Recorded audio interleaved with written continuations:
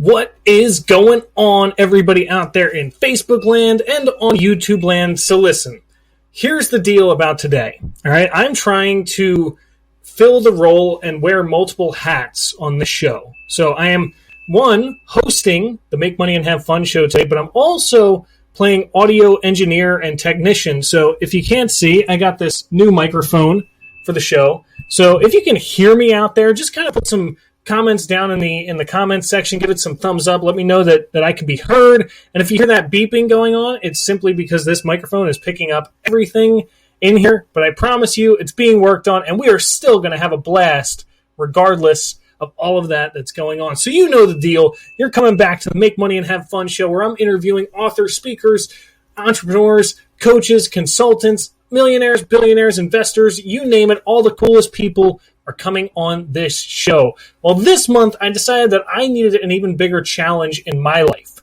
So I'm doing something cool that I'm calling Author Month out there. And Author Month basically just means that every single day this month, I'm going live with a different author. And today, I got a really cool dude that I got to introduce you to. But first, let's remember where we are. My motto in life is make money and have fun. I'm on a mission to show everyone how to make money, yeah, and have fun. I'm all about making money and having fun.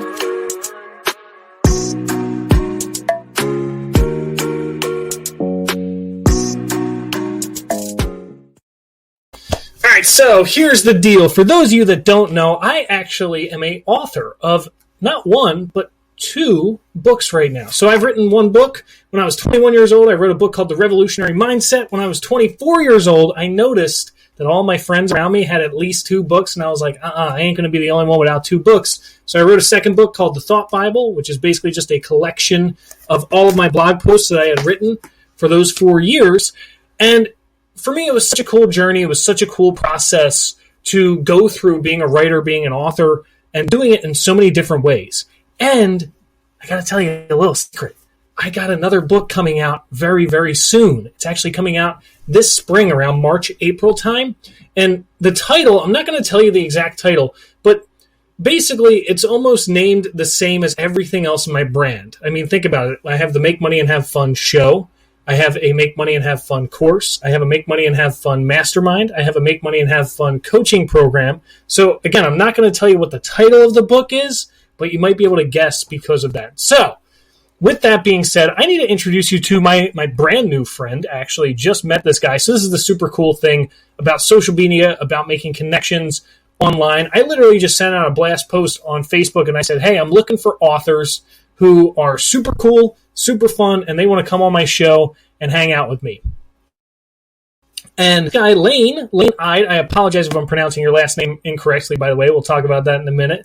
Layne reached out, and he was like, I want to be on your show. And I was like, let me see here. I gotta check this guy out. So I went on his Facebook page, and he's doing all kinds of cool stuff, hanging out with cats in different cat shops and writing children's books. And he's got a rap video just like mine. It's not quite as good as mine, but, he's got one as well. So I was like, dude, you got to be on here. So let's all put our hands together for Mr. Layne Ihde. What's going on, man? Exactly. Can you hear him clapping for you? Yes, I can. How you doing, Fred? Glad doing to be great, here. Man. I'm so glad to have you here, man. This is super cool. It really is. So, Layne, tell us about yourself, man. We were chatting a little bit beforehand, but tell the audience, who are you, what do you do, and what makes your beard look so cool? Lots of manicuring. No, just kidding. That's what I figured. I started going bald a few years ago, so I was like, and I'm pretty vain, and so I just like, if I don't have hair up here, I need to have hair down here. Yeah, you got to balance it out. Yeah, I mean, you have to balance it out. My problem was I was 22 years old, and I looked like I was 13, so I'm like, I got to grow a beard. You do look very young, and I mean, I'm way older than you, but when I was in my 20s, I looked like I was in my teens as well, so I feel your pain. Thanks, man. And I'm not even Asian. I mean, I feel like Asians are the ones that don't age, but like for me, it's like I don't get it. Yeah. So anyway, thanks for having me on once again. course. I'm Layne Ihde is how you pronounce that. Ah, And see, I knew I did it wrong. Do not sweat it. I mean, I have people. I can kick you out and bring you that back have in. no. I've had people that have known me for years. I even joke around and say my own grandma gets my last name wrong, but that's not true. But anyway, it's a very hard name. IHDE. That combination of letters doesn't look like it's supposed to go together. So I do not fault anyone for getting the name wrong. So Thank you. I get it all the time too. If you can't tell, right, with my last name there, Posimo. it's Posimo. Posimo. See, He's an Italian boy. yep, you know it. All right. So Cool. I'm right there with you, man. I feel your pain. All right. Well, I guess I'll just jump right in and give you a little background on myself. Yeah, tell us who you are. What do you do? I am beaming to you from Nashville, Tennessee, Music City, USA. I've lived here for about 20 years. I am a professional musician. Back in the day, late 90s, early 2000s, I was an aspiring rock star. I fronted 3 different indie rock bands.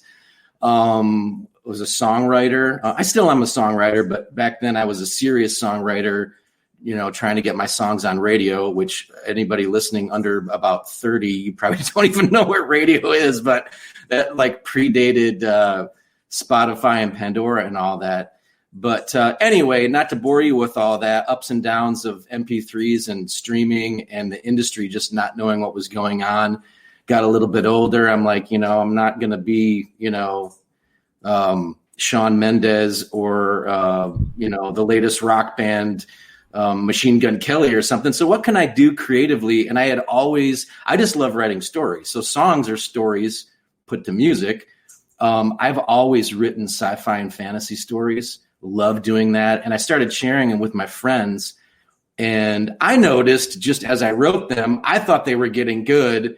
But sometimes you're in that bubble. And of course, like your mom tells you you're good and whatever else. But my friends started saying, dude, like these are like good. They're as good as anything I'm buying at Barnes and Noble. So I started thinking, why don't I try my hand at that? And I'm also a big, if you can see this, it's always reversed to the screen. This stack right here, that's all Dr. Seuss books. He's probably my number one. That sounds cliche, but for me, it is not. I love it. That's awesome. His sing-song style, I would sit in our local library and read Dr. Seuss books for hours and just loved them. So fast forward to a couple of years ago, I thought, what would happen if I just tried my hand at writing a children's book? And I did it, and it was hard. It's harder than people think. They think, I have an idea about an animal or something, and I just only have to write like 30 pages with 2 lines on a page. Let me tell you, it's like writing a song. To get to introduce that, to have a memorable character, to have something happening that makes the reader, especially the child, interested, have some sort of problem, resolve it, wrap it all up in a nice little bow, and have awesome illustrations. It's to do a good book, an artful book, a book that means something and can, in my opinion, stand the test of time or be referred to as a classic. It's more difficult than you would think. So I tried my hand at it. This was the first book. I'll kind of do what you did here. The first book came out 2 years ago, Pippin No Lickin'. And the book that I'm really kind of promoting today on your show, even though we're just having a conversation, is Pippin No Drippin'.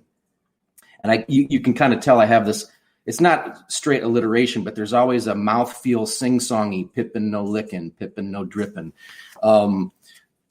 that goes on with the books. And so, and this cat actually is based off a cat that used to live with me about 10 years ago named Pippin. And that's where I got the idea, the genesis for the book series, when I decided what do I want my content to be.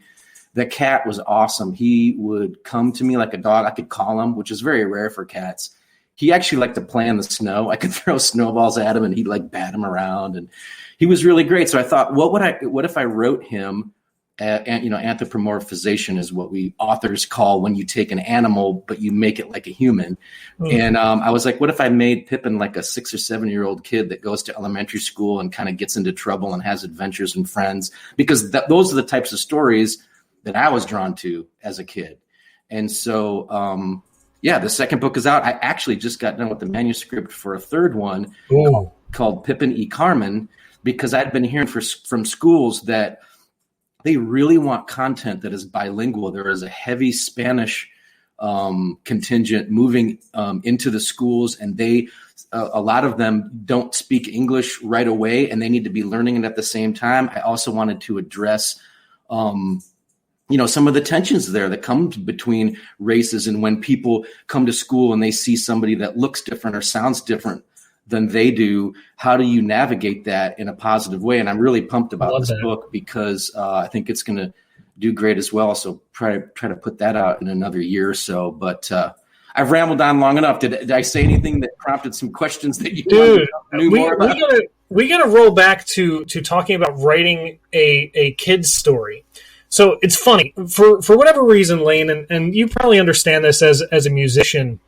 I've always felt like for myself, I've been like a quote unquote natural born speaker, right? Which I even hate saying that because it's like so cheesy. But regardless, for whatever reason, I've always been pretty good at speaking, and I've gotten so proficient that people would actually come to me and ask me to teach them how to speak.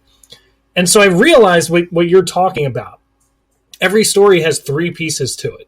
It has a setup, a conflict, and a resolution. And like you said, to be able to put that in a shorter story arc, in a book that only has 10, 20 pages and 2 lines per page, I can see how that can be intimidating. And it's funny because I related it back to before all this.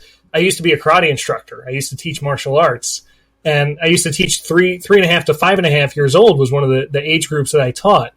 And it was like that same thing where it's like you got a 30-minute class. You got to keep them entertained, engaged. You got to keep them active, and you got to move them just enough that they're exercising, but not so much that they get burnt out in a sense. And it's like that perfect even medium. Yeah. I guess my question in that would be like, what did you do to kind of combat that and get over the hump of writer's block in that situation and that sort of stuff? Well, I guess that's what I'm saying with having been a songwriter for 20 years, or maybe at that point 17 years. It's interesting that you can apply this to sports or whatever. If you do one discipline, but it has skill sets that apply to another discipline, I really feel that I cut my teeth songwriting, and I kind of had to figure out my strengths and weaknesses, and rhyming and lyrical structure and all the things we talked about as far as the setup and the conflict and the arc and the resolution. So I basically feel that I did most of that during my songwriting, and then writing my really crappy early science fiction and fantasy stories a long time ago, so that by the time I got to the children's book, what I did was I went back to my screen's mirrored. I went back to my Dr. Seuss books because those are classic, and I actually analyzed them. I'd never sat down and analyzed what he was doing with his setup, his conflict, his resolution. And then I went to some other current authors that I feel their books are very artful, and you'll hear me use that word artful because, look, you go into Barnes & Noble in the kids section, there's 1,000 kids books in there. And this is no offense to other authors out there. You may have put your blood, sweat, and tears in it. In my opinion, there's a small percentage of those that are artful. It's anybody can put 2 lines down per page and draw a dog. But what makes those connect with not only you, but that kid, and make them want to, and this is basically the equivalent of like being a musician and seeing somebody sing your songs back to you at a show. When I have a parent tell me when their child first gets a Pippin book, the child brings me Pippin every night for that first month or so. You know how kids are, they go in phases with what they like. So when I hear more often than not, the kid, Pippin, but at bedtime, and they want to read this every night, sometimes multiple times. Again, I know I'm doing something right. So I sat down, and so giving you a long answer, by analyzing the Dr. Seuss books, other writers, I just kind of took that flow. I had to make it my own. And then I actually put it out there to some test groups. I don't have kids personally, but I have a lot of friends with kids. I have some godchildren. I let them test it. And I said, look, be brutal with Uncle Layne here. Did this hold your attention? Did you like it? What didn't you like about it? What did you like about it? And then you make small tweaks based on that, because I think a lot of us as artists, I don't care if it's public speaking like you do, or a musician or a writer, we have like this imposter syndrome where we think, am I really as good as I think I am? Or, everyone else is better than I am. Are they? And you have to, and so you kind of keep your artistic material to yourself, and you don't want to have it critiqued because that hits you personally, and then it spirals you down into like, oh, I suck, But to be honest with yourself and to get better at what you do, you have to put it out there and let people critique you. So that's what I did. I'm happy with these books. I think that they will stand the test. I think when these kids that have these books, if they keep them long enough and give them to their kids, I hope that I wrote them in a timeless way, that nothing in here is super dated, that you can't pick this up in 20 years and still have the story resonate with you. I love that. I love that so much, because it's funny, because I've always tinkered with the idea of writing a kid's book. I mean, a lot of what I write and what I share and talk about is steeped in personal development, which typically is run through a lens more so for adults, I think, in many cases. But then sometimes I see people that kind of break it down to a kid's level. And that I find so fascinating, just because, like you said, it's a different process. It's a different way of storytelling and stuff like that. What do you think, like, if someone wanted to transition from writing, like, quote unquote adult books, or books that, an adult would read, to a kid's book, what do you think, like, would be needed in that transition? Like, obviously, like, you need, like, an illustrator and stuff like that, I would imagine. But what else do you think would be part of that process? Well, the first thing I said about reading, remember. I mean, you're younger than I am, so you're closer to it. Remember books that you read when you were a kid. Go grab 3 or 4 or 5 of them. Go jump on Amazon, buy them. Most of the soft cover books only cost like $10. Read back through them. Number one, see if that magic or whatever you remembered that you loved as a kid, if it still resonated with you. You're an adult now. You're not going to get super excited about a cat or the Berenstain Bears or whatever. But if you can read it and you're like, yeah, this is what, then go online and search like top 10 kids books for 2020 or 2021. Get a couple, read a couple, go to your library, get books that are hot right now that kids are reading, and read those. See what the similarities are between those classics that you loved and those.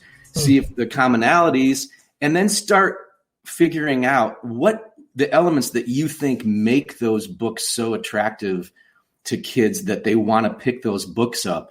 You alluded to the other thing too, with picture books, the words and the pictures go hand in hand. If you don't have good illustrations, or you might have good illustrations, but if they don't fit the manuscript, they don't realize, like my illustrator, Linda Pierce, just killed it. I mean, Pippin she drew him how I saw him in my head. And so that merging of the words and the pictures just come together and make the book that much more impactful. So I guess what I'd say is research books, figure out what you like. If you've got kids in your life, ask them what they like. Do you like Pete the Cat? Do you like, whatever the latest books are? What do you like about it? The pictures. What do you like about it? His adventures. And you do a little bit of research on the front end, and then you start to mess around with, I call it the lumpy clay. You have this kind of shapeless idea for a story, and then you start telling it, and maybe it gets a little weird because there's something that sticks out here. And slowly, as you let people read it, you start molding it. And you're like, that's not good. That's what my old English teacher used to call a shaggy dog. That means too much fur. It's not needed. Cut it off, mold this. This could be said in a better way. And you're constantly, this is where the songwriter skill set worked. You might obsess over like one single line or like one line into the second one and get it just to fit perfectly. And, that might take you coming to it and then putting it away and then coming back to it a couple of days later or a week later, and that's what I would instruct anybody that wants to write a children's book to start with. I think that's perfect. I mean, it seems like really, you kind of nailed this. Like we mentioned before, I want to talk about some of your different marketing techniques that you've done. Because me as an entrepreneur, I'm always looking for, the thing that'll go viral, the thing that'll catch on, the thing that will get engagement. I mean, I put up 15 posts a day and 2 of them catch on. And I'm like, okay, what did I do wrong with the other 13? What worked with those? But you actually made a rap video about my hometown, because I'm actually from Philadelphia. Oh, nice. So I actually didn't know you were from Nashville either. Nashville is one of the places that I want to travel to. I hear it's like awesome over there. It is, and it's really, I mean, for better or worse, the locals are not super happy about it, although the economy is booming. Not this last year, but hopefully it'll open up again. The last 5 years, I've been here for 20 years. I'm actually from outside of Chicago. You can probably tell my northern accent. I get made fun of down here sometimes. You want some applesauce and some sausage and go see the Cubs. But I've been down here long enough, I can call it home. But it's really grown over like the last 5 years. It's just the hotel, food, tourism, live music on Broadway. It's just, it's a pretty fantastic place. So yeah, I encourage you when you can get over here. And we're actually a little more opened up than a lot of other states are. So, you know, people are wearing masks for the most part, being cool about stuff. You can still come experience a lot of stuff. It just usually closes earlier and lets less people in. So some of the restaurants are fantastic. But anyway, I'm meandering right now. You said you're from Philly. I'm cool with it. I'm enjoying this. I'm like, man, I'll go hang out with Layne in Nashville. Yeah, come on down, man. We'll go out and we'll read a little Pippin. Yeah, we'll read a little Pippin. But anyway, to the marketing stuff, I heard you speaking about that. I'm the same way. We talked about a little about this backstage before we went live on air. Right. It's that right now. Right now, any of you content creators out there, I don't care if you're a graphic designer, an artist, a stand-up comedian, an actor, a painter, a musician, an author, the internet in the last 20 years has done something amazing in that any of us have just a free channel into anyone's living room or laptop or iPad or phone. Content is everywhere. Anybody can put content out. So there is this, no matter how good your product is, and this is something that David says from Morgan James, nobody cares about your book. You hear that and you go, ow, that really kind of hurts. And you know what? Since I've been out there in the book shops and the stores, that's true. Nobody cares about your book. Nobody cares about your song. Nobody cares about your painting because there's thousands, if not hundreds of thousands of other content out there vying for their attention. So the whole marketing thing is, I'm like, what different I call them prongs. Maybe that's a weird word, but how can I use Facebook? How can I use Instagram? I'm actually still trying to use TikTok. It's been kind of hilarious because I haven't done it very well yet. How can I grab somebody? And this is the tough thing about kids' books too, is because kids are generally on YouTube Kids because they need to be in a safe space, and I'm totally all for that.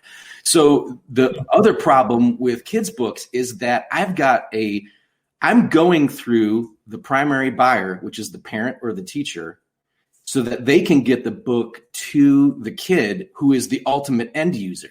So there's like a double problem in there. So I am trying to create content and things like I did with my Fresh Prince of Bel-Air video to grab their attention for someone to say, hey, this is number one, hey, I'm paying attention to this other than all the other children's books out there because this is different. What is this guy doing? I did an interview with my local Today show here in Nashville at a cat cafe, and that got like huge response. And I had people reaching out to me through Facebook. Hey, I just saw you on, because they thought the whole cat cafe was cool.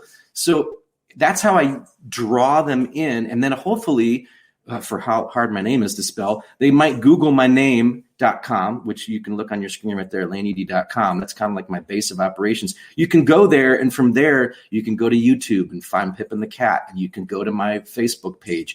And I've got all different kinds of videos out there and interviews that I've done. And I hope ultimately that funnels people to the books and that they get those books to their kids, and that their kids love them and they tell their friends, and it's kind of a perpetual thing so that I can keep creating great content, and it benefits the parents and the kids. Yeah, I definitely get that. I mean, it's so hard out there. It's hard because, like you said, you're basically jumping into this giant competition. Especially today, like you mentioned earlier with authors, and I forget if this was backstage or during the show, but it's like really self-publishing has become easier and easier. I mean, even look at right now, show production has become easier and easier. I mean, I had this idea back when I was 19 years old, but I don't want to do audio editing and all this stuff. I mean, I could barely set up this microphone today. So it's like, if I can click and put out, this high quality show, I'm going to do it. Same thing with with self-publishing a book. I mean, my first book, these are both self-published, both of these, you know. But you're putting your third one out with Morgan James, and what that's going to do is cause people, hopefully, to come back to the first two. I call it the snowball effect, and I've heard other people talk about that too, is that you can't – so many people, authors think, I got this great idea. No one's ever had it before, you know, and I'm going to put it out there, and I'm going to sit back, and I'm going to turn into J.K. Rowling or whatever, the Tony Robbins or whatever the equivalent for your particular niche is. And it's just not the case. You have to keep creating – relevant content and putting it out there, and then, you know, people will get back to it. It sounds like we're even though we're on different tracks, we're kind of doing a similar thing. Yeah, I think that we're in different spaces, but there's the same. There's a similar trajectory, I think, to any place that you're in. Like you just mentioned, real easy. You know, if you're a book writer, your top dog is you know, Tolkien or J.K. Rowling or whoever. Right. In my space, it's more, you know, Tony Robbins, Grant Cardone, those types of people. Yeah. And so, you know, like you said, the way that I always like to think of it is, you know, how did a millionaire become a millionaire? He started by getting $1. How did, you know, the influencer become an influencer? He started by getting one follower, you know, and it's that, you know, trajectory that you talk about. You know, it's like when I have 100 episodes of my show, I might have people start going back to my first episode. And then my first episode all of a sudden has 1 million views. And it's like, what the heck? I've been doing this for 5 years. And it's the same idea. I mean, to me, I always like to use the phrase throwing paint at the wall. I'm like, let me just throw this paint at the wall and see what happens here. Fred, do you know what I say? I say throw darts at the dartboard. That's the exact same thing. That's hysterical. Yeah. And it's like, you know, there's strategies, and then there's just, I guess, like, you can call it like omnipresence, if you will. You know, it's like you can just keep throwing it out there and try to be strategic around it as much as you can. But like you said, at the end of the day, it just comes down to the amount of content you're putting out. And as long as you're putting out good content. I mean, hey, I had this jacket made just for this show. Nice. It's like, you know, what the heck? I'm trying everything that I can and seeing where it goes from there. But you know, I'm just having a blast throughout the whole time. Is that a cat that I hear with you? Yes, so that's actually Pip. I got a new cat. She's kind of standoffish, but it's funny when she comes and walks around. I like to grab her and put her on screen because especially when I do virtual school visits, the kids love to see the real. Now she's not the real Pippin. She's Pip, but she looks exactly like Pippin from the book. She's black with a red collar, and she's got a little white bib, so the kids really get a kick out of it. I don't know where she just went. She just came up and meowed, but then she went off to get some food. But anyway. That's so funny. So have you, in terms of like cat and dog person, have you always been a cat person your whole life? Yeah, I like dogs. It's weird. There's people that are cat and dog people, but normally I've found people either gravitate you know, to one or the other. I just from reading too, I find that a lot of writers and people like that seem to, not that they don't gravitate to dogs, but they seem to gravitate to cats. Cats are so, dog people usually complain because they're just like, they don't do what you want to do and all this stuff. You know, a dog, once you've established that you're the master and you give them food for the first time and don't beat them, they're just your best buddy. I mean, whatever you want to do, they want to do it any time of the day. They're just cats. You have to cultivate a relationship with them, and it's actually hard. I've had cats and I'm still building a relationship with Pip.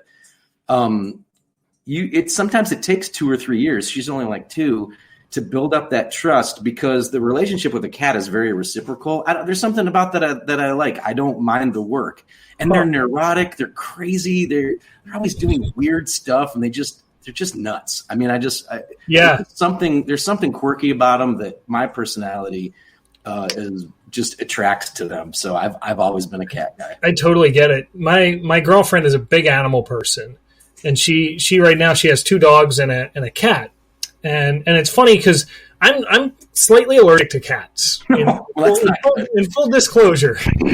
But I love my girlfriend, so I'm like, you know, grin and bearing it in a sense. But it's also annoying because, like, the cat is, like you said, it's so fun and friendly and kind of like wants to create something there. Like it's always approaching me, and it's like, hey, what are we doing here? Like, are you petting me? Are you, what's going on? And, it does that whole thing that cats do. Like, and I like the way that you put it. I think that there's more of a cultivation with cats. Whereas with dogs, it's like they just get into a pattern and then they repeat that pattern over and over again. You're just like, okay, you're going to bark now. Okay, you're going to love me now. Like, yeah. I mean, I'm going to give you a brief sociological or animal anthropological thing because I read up on it and I love it. So a relationship with mankind, I'm not being sexist, mankind and dogs, which are, developed from wolves, and how that whole situation happened is dogs accept you as part of the pack, and you are the head of the pack. You're the alpha, they're the beta. There's no, and that's not, it is a master servant relationship, and it can be a great one because everyone loves their dogs. A cat relationship, the only pack type cat is a lion that lives in a pride. Every other species of cat, once they're weaned from their mother, they're solitary. So this weird thing that's happened with cats over thousands of years domesticated with us. Now, they don't think that we're cats. They know we're different. But what they're doing is their relationship is they're saying, I accept you, you're accepting me, and it's a reciprocal relationship. It is a completely different relationship than the relationship between a human and their dog. And wow. My personality, I like that sort of relationship. So, interesting. That's actually so cool. I never knew that. Yeah. Look at that. See, you learn something new every day. So do you just have Pip, the one cat, or do you have multiple? No, I have Lizzie. I call her my bowling ball. She's 16 pounds. She's a white tabby, and she is beautiful. She has beautiful green. You know what I should do for these interviews? I'm just thinking on the fly. I need to have like pictures that I can put up of them so that people can see them. Because I have people that actually tune in or even buy my books that don't have kids. They just love cats. So okay. The cat is a draw. So, but anyway, Lizzie, she's probably sleeping somewhere. I don't know where she went. But yeah, we have two. I'd like to have more. My wife says, as a joke, she will not be outnumbered in her own home. I probably, all things being equal, could have 4 around and just love it. I love them like when you're watching a movie on the couch and they're just lying on you and snuggling and everything. So, but yeah, we just have 2. I love that. So is authoring and music the only thing that you're doing now, or you got anything else going on? Well, it's interesting. It's the part of the author thing is, and everything just gets woven together. So my degree is in music education. And I went to a liberal arts school. So I took all the education courses right along with all the elementary school teachers out there that, specialized in history or whatever they specialized in. I just focused on music, but I took all the education classes. When I got out of school, I substitute taught for 2 years. I substitute taught everything because, let's face it, there's usually only one music room, or if you get to the high school level, one band room. The band director is not sick or has to do stuff as much as all the other general discipline teachers. So I have substitute taught every subject and every grade level, kindergarten through 12th grade.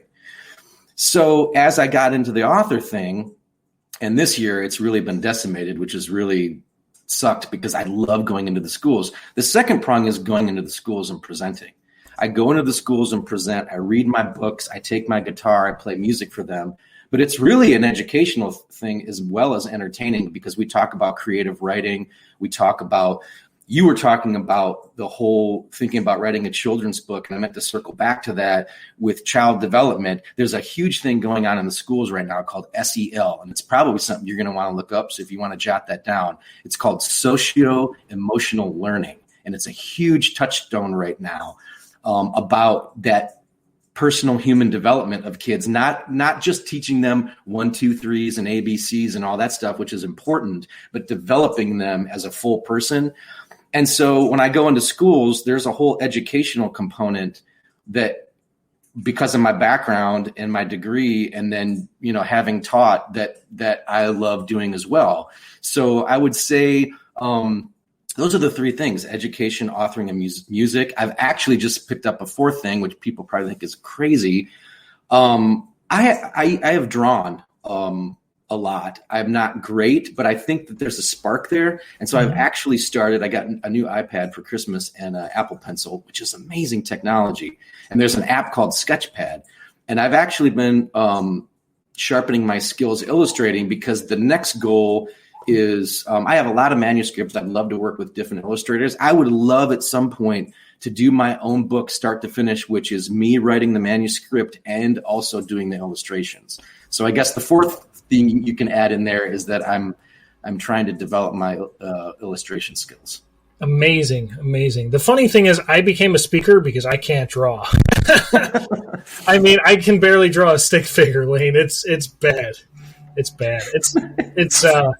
It's actually really funny because my girlfriend is an architect, so she's basically drawing all day on software, and she like so here I'll show you real quick. So like this is my notebook, like this is my entrepreneurial handwriting, as you can see, like it's just chicken scratch basically, and her notebook is like categorized and neat and organized and 3-dimensional and like non 3-dimensional, like volumetric, like it's just like this like work of art. And I'm like, holy moly. To me, for whatever reason, I could never transpose the image in my head to the fine motor skills of writing. Yeah, and that's all of us. We have it's there. It can be cultivated, but that's the big thing. Man, we're getting philosophical here. Whenever I hear someone say, you can do whatever you want to if you put your mind to it, I'm like, no, that's not true. There are people that are not good at drawing, not good at singing. They might spend hours doing something, and they might get better from their starting point. I'm never going to be a point guard in the NBA. I'm 5'8", and I'm better with a soccer ball at my feet than shooting. It doesn't. Yeah. I'm not going to be. It's just so what it takes is finding the passions that we all have and then being really honest with ourselves and saying, I think I have that nugget of whatever can turn into, but I don't know if I'm on this thing, but maybe you get what I'm saying. So we're good at it. It's funny because I made it really easy. I created this brand called Make Money and Have Fun. And that's exactly what I talk about. It's about alignment. You ever go to the chiropractor, Layne? Right? I haven't, fortunately, knock on computer, but I know about it, and I've gotten some massages. So, but I know what it is. Sure, it's this idea of alignment, right? What I'm helping people do is create alignment in their all the aspects of their life, their physical life, their mental, emotional, spiritual, and financial life. And what you basically just mentioned is that there's an alignment between talent and skill. They're two separate things, but we got to draw that straight line between them, right? When people are trying to get good at something that they don't have a skill in, it makes it much harder. And in some cases, it's more just spinning your wheels than it is actually creating progress in that sense. And that's why the book is Make Money and Have Fun. It's not an either or. It's this idea that we can do both. I'm here talking to a guy who loves cats and writes children's books for a living. Like, it could be as obscure as you want it to be, or it could be as mainstream as you want it to be. But if we're making money and having fun, in my opinion, that's it at that point. Game over. Yeah. So you're in the right place. I love it, man. Layne, this has been awesome, man. How can people get in contact with you, and what's next for you, my man? What do you got going on? Well, like I said, immediately, I hope the elementary schools open back up so I can get in there and interact with kids and take Pippin to them. But I know that has to be done in a safe and methodical way. I think I'm an eternal optimist and hopeful. I think it's going to start happening, if not the end of this school year, the beginning of the next school year. So that's one. I'm going to continue developing Pippin y Carmen, this kind of Spanish bilingual book, which will be the third book in the Pippin series. And I actually just finished, several months ago, my first novel. It's a Christmas fantasy novel. I love Christmas. I totally geek out and get into it. And I love all the movies and books that go along with kids having magical adventures. And so I tried my hand at it and I finished it and I've put it out there to adults and kids. The reviews coming back have been pretty phenomenal. People are pumped and they want to see what happens next. So I've got a friend of mine that's a scriptwriter in LA working on an outline right now. And then hopefully when we get that done, I'd love to pitch it to Netflix or Hulu or original Christmas content right now, as Hallmark has shown everybody in that demographic with the romance movies. It's huge right now. I don't know if you watch Christmas movies, but Christmas Chronicles 1 and 2 have been new movies that have come out on Netflix that I thought were fantastic. And that's kind of like right in the demographic that I'm aiming for with my book called A Holiday in Higginsville. So those are probably the three things: get back in the schools, keep developing the Pippin brand, and try to pitch my new novel. That already sounds awesome. I mean, I love it. For me, I'm thinking one of my next steps might be filmmaking too, and going into that kind of space. I got to tell you this story. I had a friend of mine who is a little bit older than I am, and just as entrepreneurial as I am. And he's like, he made this movie a little while back, and he's like, so I went to pitch it to Netflix, and I had this genius idea. I said, I'm just going to show up at their main studio, right? So he just flies out there and shows up, and he's like, yeah, it was a little bit too abrupt for them, and they kicked me out. But it was it was anyway. Really experience. I'm like, that's hysterical. So I wouldn't recommend doing it that way if you're security. There's a guy out here with. It was funny because he's like, I got like halfway in, and then he was like sitting down with the main boss, and they're like, "Who the heck are you?" He's like, "Oh, I just flew here to tell you about this movie that I want you to produce." And they're like, "Go home." That's hilarious.